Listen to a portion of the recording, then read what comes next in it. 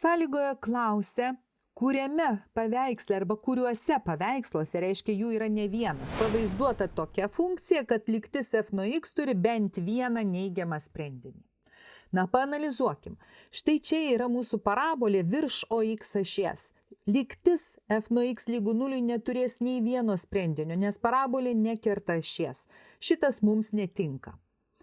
Čia mūsų parabolė C eilutėje kerta ašį, bet abu susikirtimo taškai yra teigiami.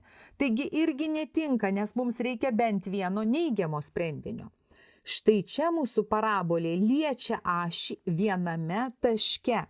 Va štai čia. Ir jis yra neigiamas, taigi mums tinka. Ir galiausiai paskutinė parabolė kerta ašį, vienas taškas yra neigiamas, va štai šitas, o jau šitas taškiukas kitas būtų va teigiamas. Bet vienas neigiamas yra, reiškia mums irgi tinka. Taigi mums tinka B eilutė ir D eilutė. Uždavinys išspręstas.